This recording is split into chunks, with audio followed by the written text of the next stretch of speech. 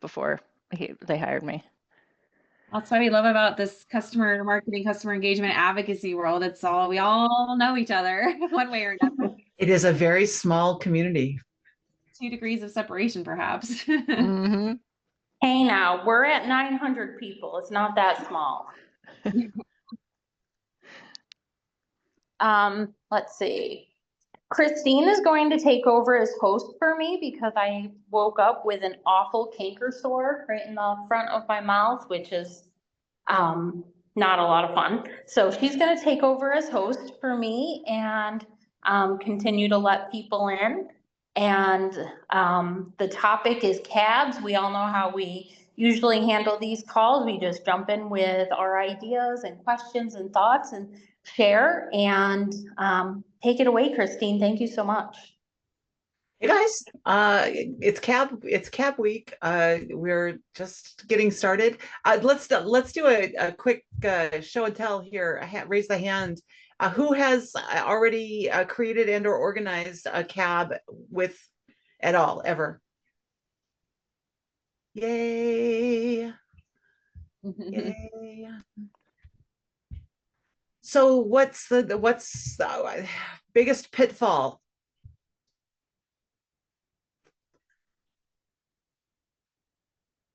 For us, we're running out of time. It's striking the balance between a cab meeting that is scheduled to be too long for people to be interested, but then we run out of time. So we've been doing virtual cabs every quarter for only an hour and a half, and we keep running out of time. So we're going to extend it to 2 hours now, but I feel like some people are going to be like, oh, that's too long.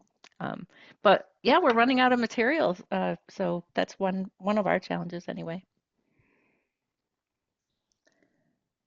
What else in terms of just for us the issue was scheduling, right? It was just once we put it on the calendar, my first in-person cab, we had to cancel it because everyone agreed to the date, and then when I said, okay, I'm booking your hotel room, everyone said, oh well, I'll be in North Carolina, or I can't do it. That did I say I would come? And I had almost every single person on the cab canceled, except for the one that was local, and I didn't have to book a room for them anyway.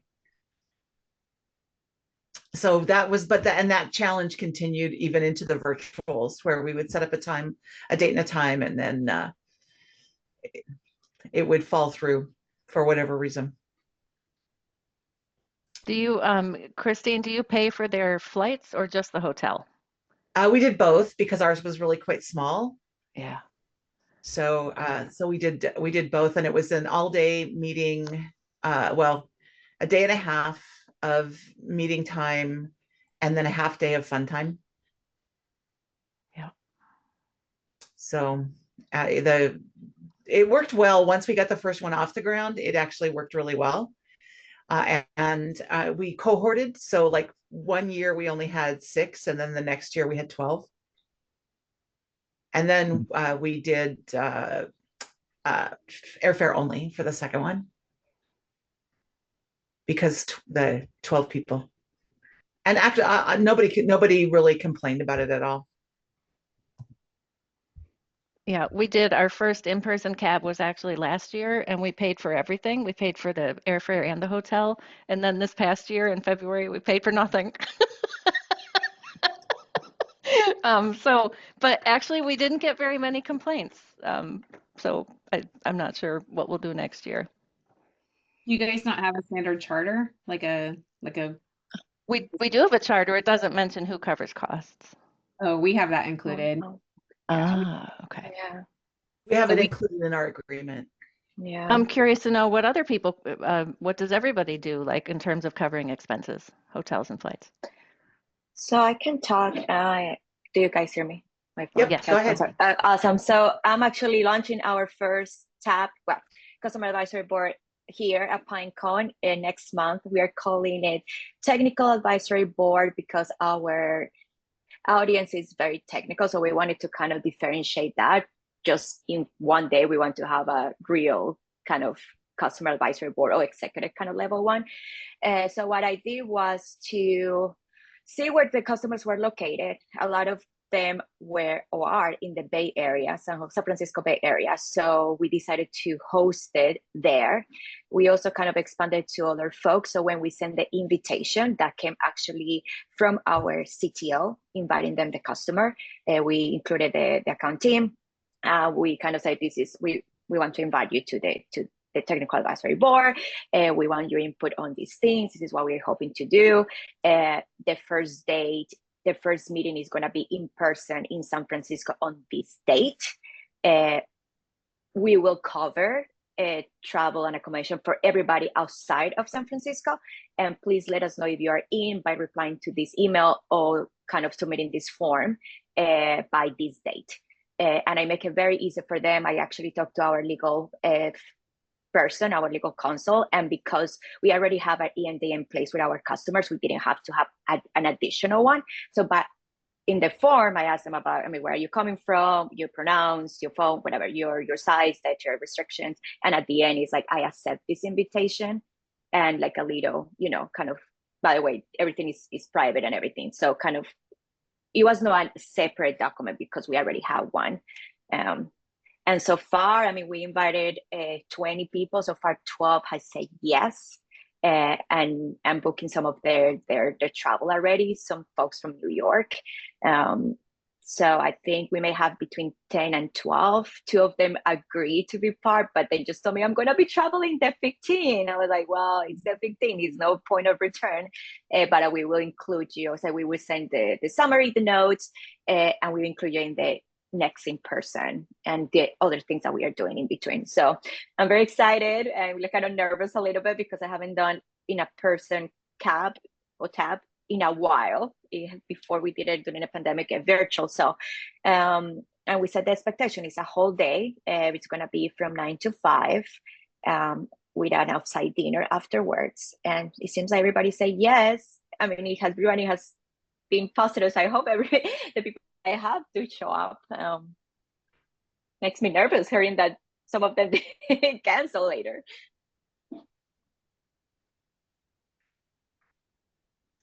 Nine to 5 is a long program. That's a great, can you get a lot of good stuff out of that? Excuse me, what do you say? Oh, sorry. 9 to 5 is a long program for a CAB meeting. That sounds like you're going to get a lot out of that. Yeah, so we have, I can share like the agenda. Actually, I'm actually sending that right now. So we started like at 9, we are going to have like welcome and breakfast. And then after that, we're, during that welcome and breakfast is just like the expectation kind of welcome and setting up objectives. Then we're going to do 2 hours of kind of group discussions, kind of intro, kind of exercise. Every customer is going to go through kind of over introducing themselves, saying how they use our product for what reason, kind of, it's our first meeting. And then we are going to do the rest for our roadmap. And then we break for lunch. And then we are going to do like a discussion kind of / roundtable prioritization exercise. And that's going to take from 1 to 4. So we are going to cover 3 main topics. No, we have a very robust roadmap this year. So it's like we have to go like really quick. And then we do kind of closing remarks, break for like an hour break, and then dinner. I was kind of going back and forth to do a half a day, but we have so much content that I think we have to.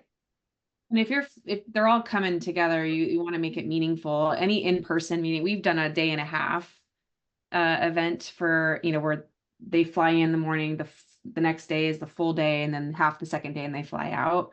That's our in-person one, but then virtual, we'll do just a 3.5 hour virtual meeting with a 20-minute break in between. But yeah, you want to make it meaningful if they're coming in person for sure. Yeah, we were, so also, hi, I'm Patrick. Nice to meet you. So many faces, haven't met yet. I do customer marketing at Swoogo now.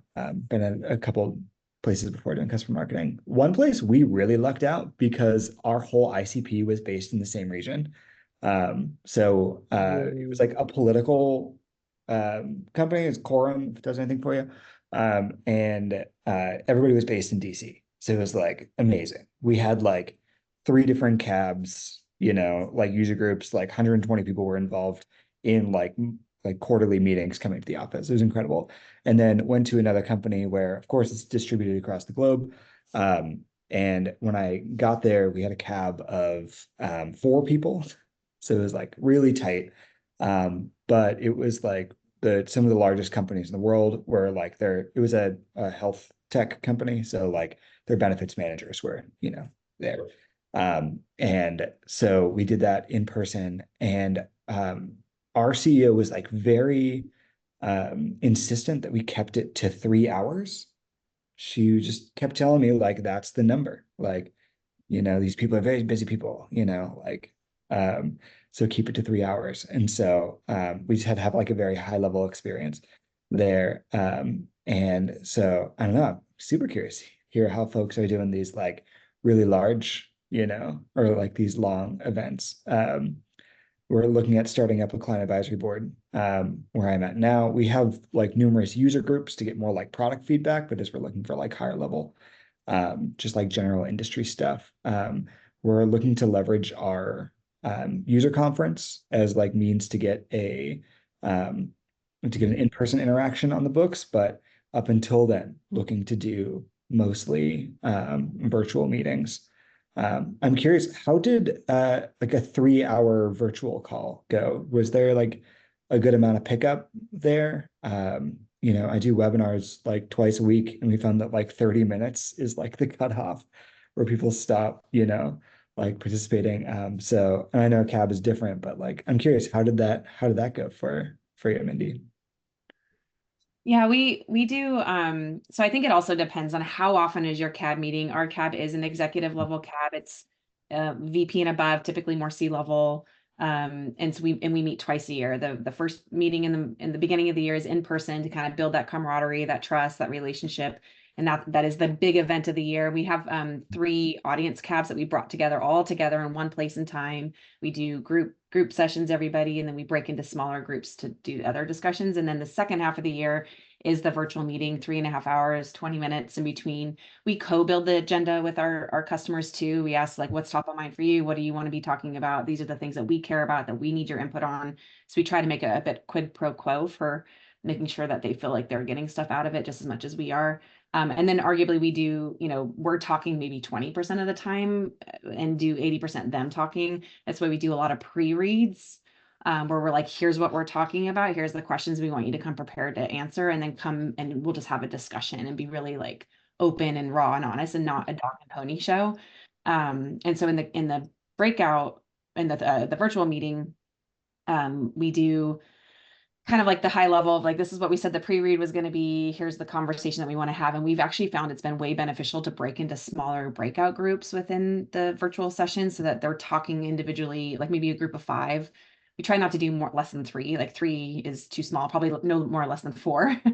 4 small, so we have 15 on our CAB mostly. So it's easy to do groups of 3 if all 15 show up. So we have 5 in each group, and they'll talk about it, and then they'll come back and share a readout of like, oh yeah, this is what we discussed. And then each group will kind of do that. Oh yeah, we said the same thing, except we said this thing that was different. And it just found that that's really more productive, and how you'll have people that are really loud and want to consume the conversation the whole time. And so you try to like break those folks up, and it allows people that are less vocal to share more. But we'll do like an hour, 40, like an hour session on one topic. And then we'll break out and then come back together and share, and then we'll move on to the next. We probably can only get like 3 agenda items in per 3.5 hours, I think. Do you have anyone facilitate the breakouts, or are those truly just so we'll have a representative from our company in each of the breakouts, and I assign a note taker for each breakout group. I know we record. Zoom is so much easier to facilitate and produce an event that is in person, but I still have people capture notes because it's just good to get the sentiment and the emotional sentiment and how that would relate to something. And then we have the recording and the transcript as backup. So I have note takers, and I have facilitators and breakouts, and then I have our main head, our executive sponsor, that tends to lead the meeting. But yeah, we find it really productive running it that way. Yeah, I love that. Mindy, are yours like vertical focused, or like what is the CAB persona kind of? I'm with Procore. We are Oh. a vertical SaaS company. We do construction technology. So Okay. But the customers that we service are owner customers, so they might be real estate developers. We have owners, we have general contractors, and specialty contractors that are like the trades, like electrical, concrete. And so we've actually broken our namer cabs into owner, general contractor, and specialty contractor, and that's how we bring them all together. And then in the second half of the year, we do just an owner meeting, just a GC, and just a specialty meeting. But I am curious if there's anyone here on the call that has global cab. I've been doing namer, which it's North America and Canada, but I'm looking to expand into EMEA and APAC, and would love to understand how you nuance your localization of because I feel like the cab program I have set up is okay. It's like working. I'd love to hear other best practices to continue optimizing. But how do I nuance for the localization, ensure that I'm not being disrespectful of the cultural aspects in EMEA and APAC? Hi April? guys. Oh yeah, Yeah. can you guys hear me? Sorry. Yeah, I was go ahead, waiting. April. It was a purposeful pause in case someone else was going to speak. So Mindy, I actually, when I was at Equinix, I led the Global Customer Advisory Board program, and North America was our largest market. So that really was my playbook. Um, that was my feeder ground to really write out the best practices and then the playbook for the CAB program and meetings. And I launched in EMEA and then I did AP. I will say with EMEA, it wasn't too far different from what I did in North America. The agenda really, whatever I set for the agenda for in North America was somewhat of the same. It would set the tone for the rest of the regions. The only nuances I would say were titles. Let's say I had a VP for North America, and then the title might be a little bit lower, but still the responsibilities are the same. I will say with AP, this is where you're going to get a lot more differentiation in that there is, especially in Japan and Korea, I had to really partner with my local team on how to address the customers, especially in Japan. So for example, I would call you young son, right? So and it's just you're really got to say it right and got to spell it when you're writing an email. There's a lot of respect of their culture. This was an interesting thing too, was that I think they found it odd that a female was speaking to them and who didn't know them. And so a lot of my sales reps were asking to be in the meet and like I had these catch-up calls or informational calls with the customers to really just get an overview of the account. What are the challenges? What do they want to hear in the meetings? Really, it's like it's a meet and greet, and the sales reps wanted to be in the meeting. And I think it was more of a sign of respect because these customers don't know me, but they know the rep. So it was more of a comfort.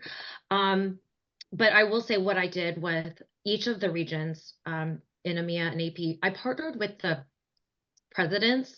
So I don't know if you have like a general manager or a regional executive. I partnered with them, shared with them the agenda that we had done in North America.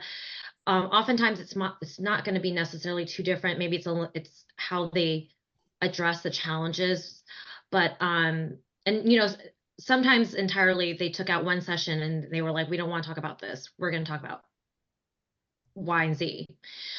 So the agenda that you set for North America can kind of really just be a conversation starter, but it's always a good place to start with what you did in North America, because they don't want to necessarily change too much. They won't want to rock the boat because they obviously know what worked in North America is great and can help them, give them ideas, and localize. Okay, thank you. Yeah.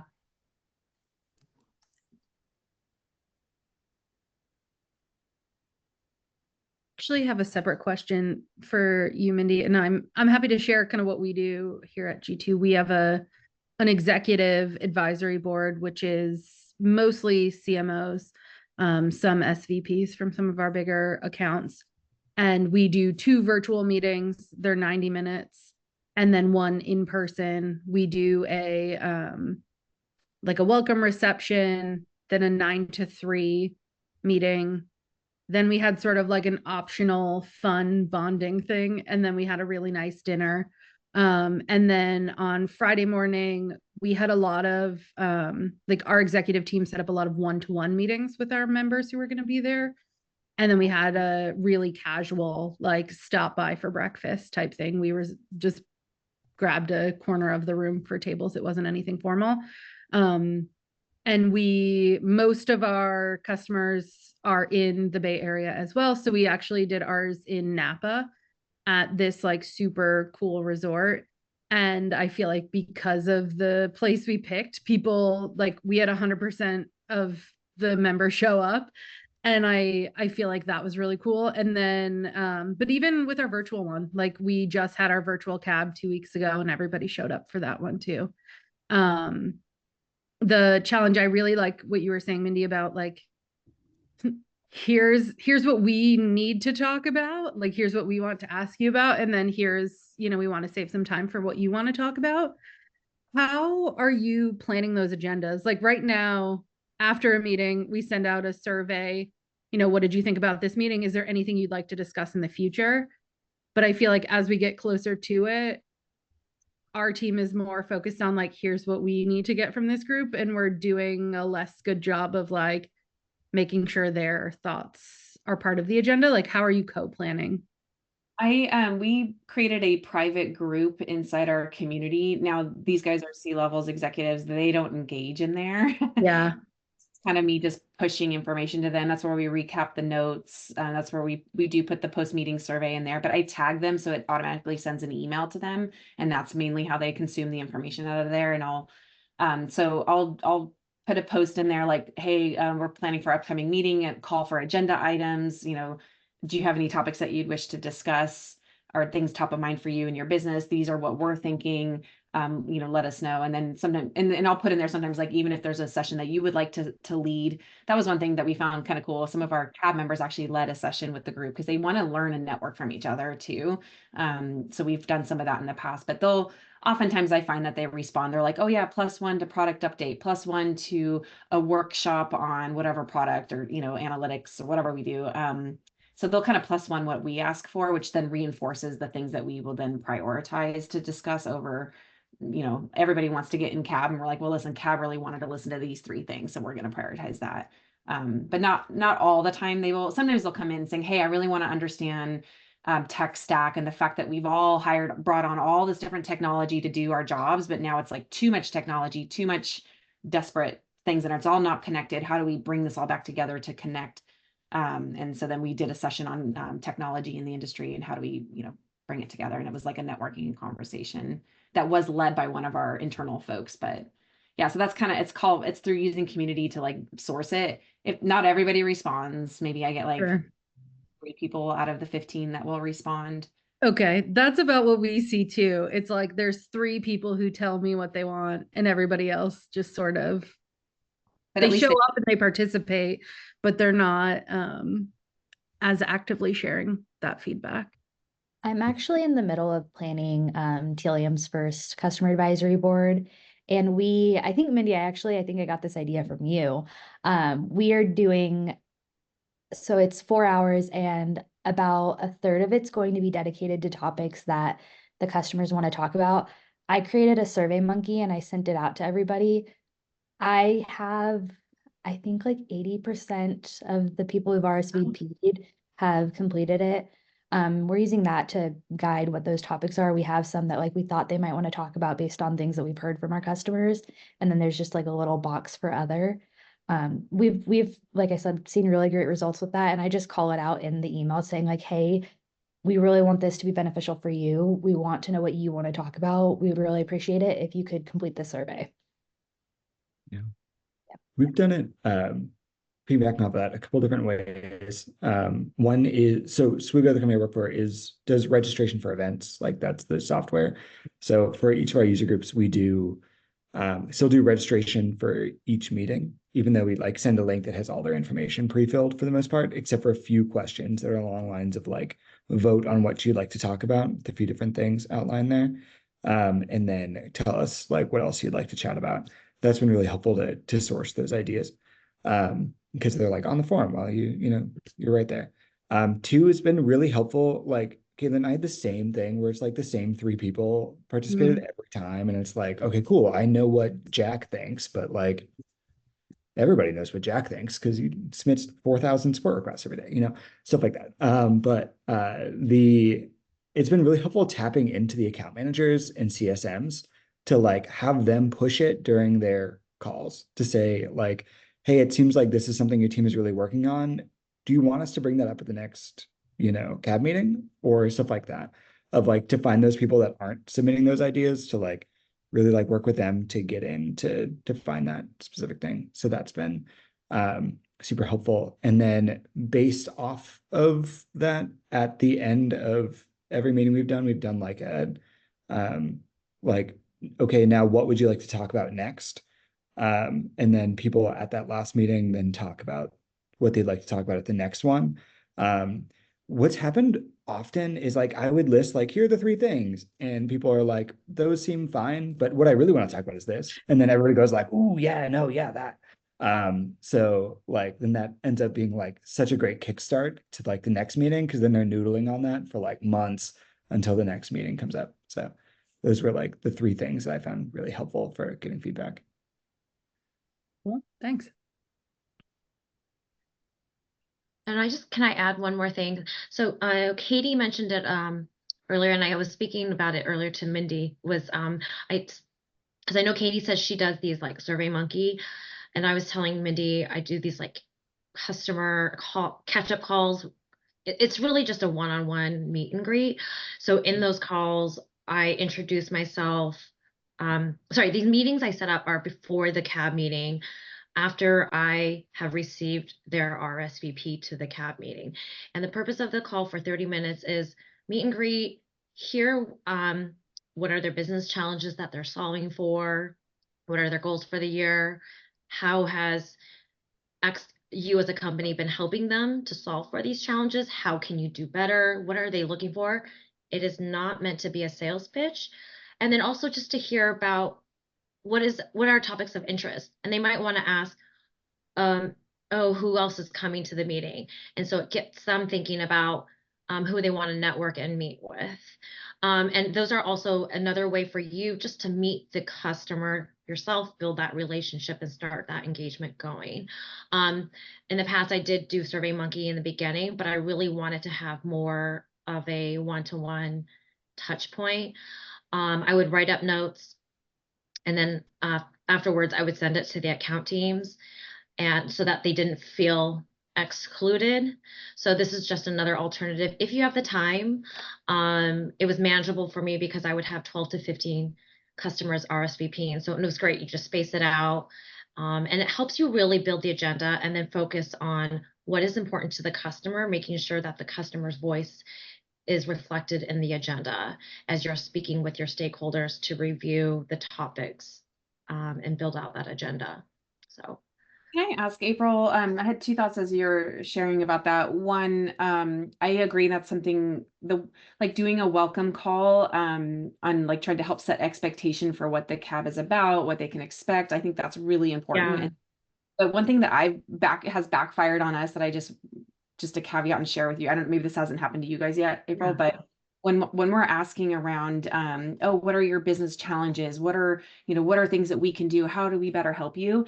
The customer, and in our experience, has gotten really frustrated that there's like 10 million people that keep asking me at Procore, why do you keep asking me that same question? I've told you this to the AE. I've said that to the CSM. I've told that to your CEO. Why do you keep asking me that damn question? And like, why isn't this, available? Yeah. So I think it's also doing homework to understand, like, we should know walking into that meeting what their business challenges are. And then the meeting should be, in my opinion, like around, like, welcome to the CAB. This is the expectation of the CAB. This is what it looks like. It feels like Totally fair point. Yeah. I will say, I do those calls more of when I know, if I don't know anything about the customer, I definitely will chat with the AE. Let's have a regroup and let's understand what's going on. But I also just want to hear, outside of what the customer themselves is solving for their own team, from a broader perspective, what is going on with the company? What are things that the company is setting the goal for that is impacting that team that we may not necessarily know about? Like what has changed from that last year when they were last at the meeting. So you're right, I definitely do check in with the AE. But I just want to have a opportunity to chat with Sure. the customer without the AE there, because once the AE is in the call and this has happened, They it don't changes the tone. So once the AE is not there, I'm not gonna lie, sometimes these customers feel like confession session and they just talk about everything. And it's like a safe space for them. And they will tell you, because you tell them it's not a sales pitch. I just really want to get to know you. Tell me what you're working on. How can I help you? So yeah, but you're absolutely right. Definitely check in with the AE. And then the other question that came to my mind was around, we kind of covet these cab seats. I said there's up to 15 seats. It's one contact per account that sits in it. And it's sort of it's become this like prestige, like people get like really upset when they get rotated off. And I feel bad when we rotate them off, but I'm like, hey, you've been on the cab for 5 years. It's time to get some fresh perspective. Just because you're rotating off, and I use the word rotate purposefully, doesn't mean that you can't rotate back on. But I move them into a cab alumni program, which has some benefits, but maybe not full extent of cab. But the cab seat, we rotate every year. I don't rotate more than a third, just because you want to keep some consistency on there. But we do like a cab membership list and a bio, and that's what gets sent out to everybody, so they know who's on the board and who get to know each other. And actually they gave me feedback on, we just did the bio of the individual, but they asked, and we added it this last year, of the bio of the company too. So they kind of knew who was in the room and the work that they did. And then what I like too is that allows some potential cross collaboration of them, and networking, even because some GCs will do bid on a same project together and whatnot. But are you guys all formalizing your cab like that? I feel like I'm kind of hearing some inklings of it's just ad hoc and whoever can join joins, but we very much like formalize, like it's an invitation only. Right. This is Yeah. a coveted seat. It's very executive level, and I think that's why maybe I put the note in the chat where cab is not user group. Cab is very prestige. There's a level of expectation that comes with cab. Many people at my company will be like, oh, we're spinning up a cab. I'm like, it's not a cab. It might be a council, it might be a whatever, but it's not a cab, So I kind of reserve that for that level of expectation that comes with cab. So I don't know, I'm curious to kind of hear, is that similar across the board here, or is it more? We did the same thing, Mindy. Our term was 2 years, formal agreement, rotate off, but again, open to come back at some point. And then we split the cab in half. So the rotation was every year, the 6 people were going to be rotating away. And then, but ours it's executive, right? It's VP and above. We had a couple of directors, but that's because in their orgs, their title is director, but their job duties are vice presidential in nature. So we brought in a couple of those. And but we also did a product advisory board, which was more for our user audience. And that group, the people who are in the product every day, got a chance to get together and talk specifically to product about what's going on, which that's their largest complaint, right? I don't know, again, air quoting, because it's not really a complaint, but that was the difference, was the fact that we really did pull in only, it's exclusive to C-suite for the customer advisory board. We We do have something similar. Go ahead, Caitlin. But ours, they're 1-year terms, but they can be renewed. That's kind of how our charter says, is like, it reads like a contract. Like either party can terminate the relationship at any time. It's not that formal, but like it is 1 year. After a year, let's revisit from our end. Who do we want to ask back? Is there anyone we don't want to? And then let's approach them first. And then last year we had, I think, 13 members, and then this year we have 15, but I'm holding strong on like this is a maximum of 15. I'm actually presenting at our executive leadership meeting on Monday, and I'm reminding them of that. And one of the pieces of feedback from our last meeting was like, I feel like I'm trying to think how we worded it, but basically like, this is the maximum size I would want for a group like this. Right. And it's also funny because all of our members are CMOs, so they also run their own company cabs in a lot of cases. So they have given us some really like helpful, thoughtful feedback too. I was just going to add that we have a pretty extensive vetting process when we have a lot of CSMs that nominate a customer to join the cab, but we do take time to meet with them. The executive sponsor of the cab does this with me to make sure, like, do we feel like this person is going to be a big contributor? Do they have opinions? Do they seem like they're outspoken? Do they, are they a good fit for the cab? And we do, in the charter, it mentions the 1-year commitment with an option to renew. And we're not real super structured on that. If the person is a very good contributor to the cab, we just let them continue, for 2 years or whatnot. If somebody is real quiet on the cab and they get there and they don't participate at all, we have a check-in call with them to say like, hey, how are you? How are you liking the cab? Are you getting stuff out of it? We've noticed you're not really contributing that much, and we kind of open the door for them to step off, and they often do since they're not participating anyway. So those are, I mean, that's why we did 1 year, is because it kind of gave us the opportunity to rotate people off if they weren't contributing. And it's just like, you're wasting the seat by having someone on there that's not doing that. So we'll meet with it, and we kind of make that choice. We don't even give them an option. We're like, I mean, I think we have, actually, I should take that back. It depends on the account. We have done that before. We're like, what's going on? And we kept them on because they're like, yeah, I plan on being more engaged. I've had some stuff going on this year, but I plan on being more engaged. And so we gave them another shot, and they are showing up more, but it definitely gives you more flexibility to rotate people off, I think, every year. But it just, because you're looking at the membership yearly, but you're more often than not keeping the same people on, but taking off like 3 people and replacing them with some fresh blood, just because they've been on for like 6 years or something like that, kind of some fresh perspective. I'd be curious to know what y'all provide as a follow-up, like after the meeting, the notes or whatever, or the follow-up or action items. Do you provide just as kind of a short summary of minutes of the meeting, even if it's not necessarily an action item, but it's just a recap of what you heard during the meeting? What does that look like? Is it a slide deck? Is it a Word doc? So far, we've just been sharing the recording and the deck, but I'm curious to know what other people provide for, follow up after the meeting. I call it the summary and action items document. And so at the top, it's like details of the meeting. On the right, there's like a little table at the top. Everyone who was in attendance with their name and title. And then I link out to the meeting recording, the slide deck, and then the full meeting transcript. And then underneath, so our virtual meeting was sort of broken up into 3 sections. So for each section, it's like 1 to 2 lines about what we were talking about, any key takeaways, any action items. And then I also do like call out quotes. So anything that I feel like someone said that was super impactful or really like sparked something for a lot of people, I'll call that out. And then I do that for each section. And that's what we share with our cab members. I also share it with our executive team.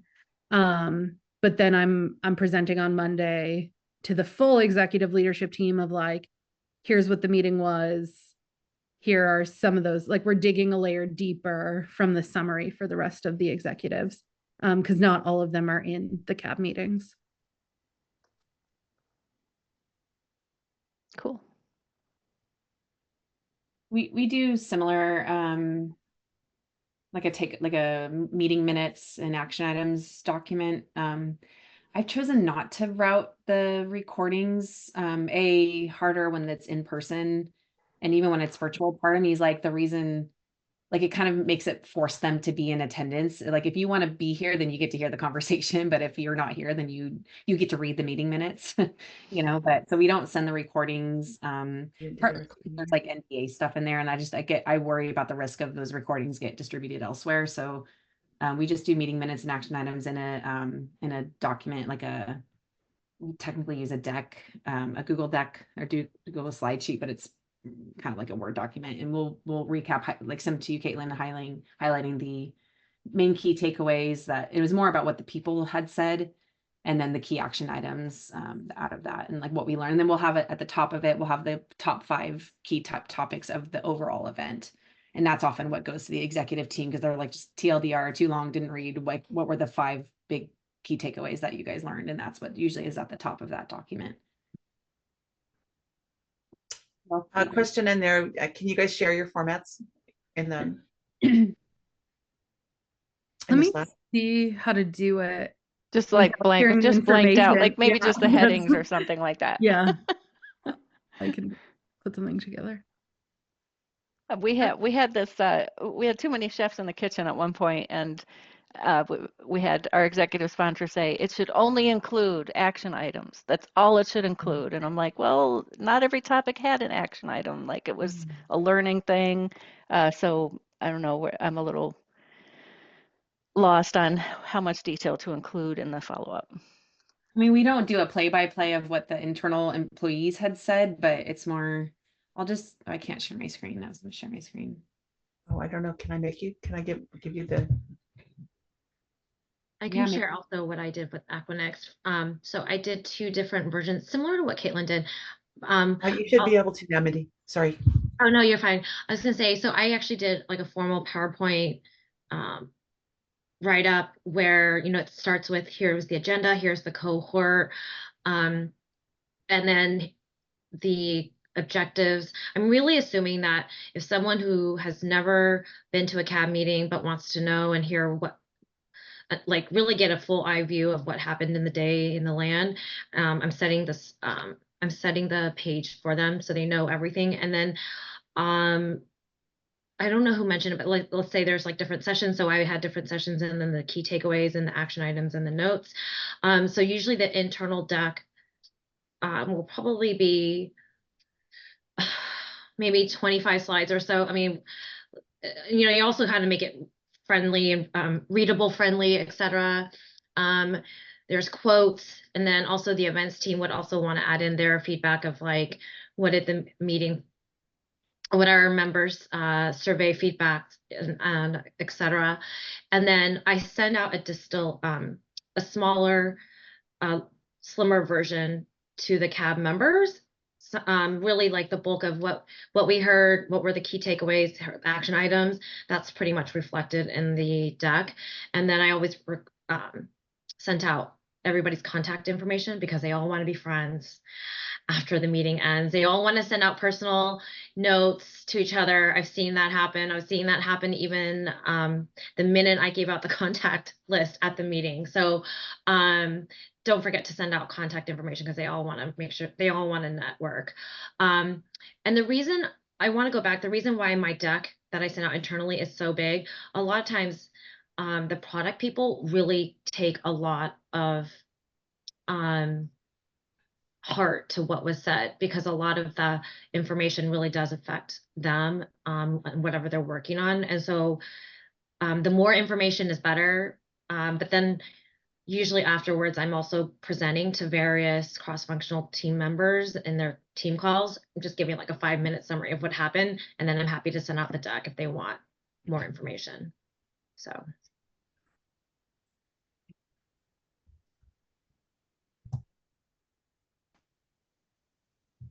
Mindy, were you going to try and share? Yeah. Did you want me to share the? Yeah, here. It's not like a big wow thing. It's like this was from our last meeting. It's just board meeting notes and action items. And because it was so long, I did structure it in the flow of our agenda that we had. And so that it just jumps down to like so this was the top key takeaway slide. And then the notes from each of the sessions were down below. So like if someone wanted to, whoops, that didn't work, but jump down to slide. How did that not work? Slide 8. There we go. Like here's an example, or like here where for this session in particular, these were the high level notes that we gathered from the feedback, and then the action items and how we're going to incorporate it. And who takes all those notes, Mindy? So that's where I have a working group that I've assigned to work with me, and it's a cross-functional group of product, CS, sales, and marketing. And we work together to prep to help support on the agenda. I assign them sort of as like session stakeholders or the directly responsible individual DRI for the session, and they kind of help produce the session and work with the speaker to set the expectations. Because I mean, I'm one person, I can't do it all. So I'm like, I need your help to help us. So but I'll assign, like, you should see, I have this crazy spreadsheet where I've assigned people roles and responsibilities of the working group. I'm like, you get the privilege of listening in on these conversations, and therefore you get to do some work because you get to listen firsthand and not have to read the notes, but you have to take notes. So I will assign people to take notes, but then I do put it back on the speaker to review the notes and to synthesize the final recap of what did that speaker ultimately gain out of that session, and so they kind of synthesize and summarize the notes of an action items that they're planning on taking as a result. But we help them with taking notes by the working group member. Yeah, so it's a team effort because one person, you can't. And then I don't know that sometimes, like when we get specific into some of the topics of product level stuff, I'm like, I understand it, but I'm like, how does that relate to where we're going to take it to the next level? I need the product leader to really help articulate that. I'm curious, Mindy, Caitlin, or even Shelley, when you guys do your in-person meetings, do you guys do recordings? Like someone is like recording the whole audio? Because what we did was we just had a transcriber who just sat in the back and was literally just recording, and then, just making sure that the speaker was captured, etc. But we're not recording per se. Because what we get after is just this transcript, and I'm curious how everybody is able to get a recording, especially we just have one person dedicated to taking notes for the session, and it's not working out ideal because she doesn't capture everything. So this transcriber is an interesting thing. So is that like a local person you hire to just sit in the I room? always hope, someone local. That way it's cheaper because you don't want to pay. You're already on a budget. And the person just sits in the back. So they are recording, and I was watching what they do, and they're just cleaning up maybe what was heard, what they said, and then making sure they capture the actual speaker. So then you have to give them a seat map of who's who. But that, like, we recorded it in our in-person meeting. We still recorded it, but you can't really pick up, like in Zoom, I'm talking right now and it puts my name to the whatever's being said right now. But in person, it's just recording, but you don't know really who is who. So you do kind of have to assign note takers or the transcriber is a great idea if you have budget for it. But I even got to the point, because last year we had like, oh, you're the one person that's taking notes for this entire session, but yet you've got 45 people in a room together, and the person's like, wait, wait, what? So I ended up this last time assigning note takers per table, so that note taker would sit at the table, and they had 5 or 6 cab members there, and they kind of could see. We all have name tags on too. That was the other, definitely have name tags. And you're like, oh, that's Joe. Okay, Joe said this thing, and you can kind of capture, but we still recorded so that if we missed something or wanted to go back, we could try to figure out and correlate the notes, the handwritten notes, to the recording of like, oh yeah, that was Joe. Oh, he actually said this thing, so it just kind of helps, but it's hard in person for sure. Yeah, we recorded it. We had just like wireless microphones almost throughout the room. And then we recorded it live. We also recorded it to Zoom, but same thing, like it came in as just like one speaker or 3 speakers, depending on which mic picked it up. So for that, I actually fed it into an AI tool called otter.ai. And it did a really great job of like separating out the speakers, and it would come up as like speaker 1, speaker 2. And so then I went and I listened. In our group, it was 15 people plus 3 of our own. So I could tell who was speaking, and like generally I knew what each of them said. So then I went in and I just said like, oh, that was Brian, or oh, that was Amanda. And then it actually like auto assigned speakers for the rest of the recording, which was pretty cool. But it definitely was not nearly as clean as it was when we just had the one over Zoom. Like even that one, it took me a week to send out the summary doc, and our CEO was like, this was great, can we do it faster next time? And of course my answer was sure. But it was like the thing that took me the longest was identifying who the people were. So I love the idea of a transcriber or even multiple note takers. When we did breakout rooms or breakout sessions in the afternoon, we had people obviously at different tables. So we had like one facilitator from our executive team at each table, and then one note taker at every table. But that one, we also asked as part of the like deliverable from their group session, I gave them a slide template, and it was like, fill out this slide, and then you're going to present that back to the group. And so we sort of forced them to distill, like, from your conversation, what were your three key takeaways and three key action items. And then we had that slide deck also. And then they picked one person to present it back to the group. And then we had that on recording too. So Okay. we tried like all the things to capture, but it's so much easier over Zoom. I will say that the whole origin of getting a transcriber was because I did assign various internal participants to be note takers for specific sessions, and it never worked out. I would ask for their notes, and then sometimes I'm getting scribbles and I'm thinking, what is this? Or I think it's almost like they were acting like a sales guy. They only gave me like 1 page out of 4 pages of notes that they had taken. And I'm like, okay, we're all on the same team. It's not like I'm not doing anything with this that would not help you. So the transcriber was a nice alternative, because in the end, I hate to say it, I couldn't count on my internal team to take good notes, because then they all want to start talking, right? And so the transcriber was a nice alternative to help out. Do you guys have a kind of switching gears a little on, is there a team, like a cab, like how many people do you have on your team to run cabs? And Kevin, I'm curious if you have thoughts on that. Like how many people have running cabs, and do you have a program manager plus an event person, or? Sorry, I was like working in the background. We have like one primary cab. Well, we have like a PM that's kind of like overseeing it all. And then we have like a couple other teams that are helping to like input and like help with specific areas. For like, there's one group that's helping with like the speakers, because we're also doing like we're doing a couple panels during the cab, and we also have like an events team, like an events person that's helping with like the logistics and stuff like that. That's not all on one team. That's like multiple teams kind of working towards executing. Yeah, it's basically like one primary PM that's like owning the entire end-to-end experience, and then each group is kind of responsible for a certain section of it. So it's kind of like distributed. And then would you have, is that program manager overall all cab, like, I don't know how many cabs you have, but if, as you go global, do you need a program manager for cab in like EMEA or in APAC versus Namer? I don't know, how would you organize that? So, I mean, the model that we have here, and I've only been at Freshworks for like 5 weeks, so I didn't have any say in this, but we're having our CAD meeting next week in London.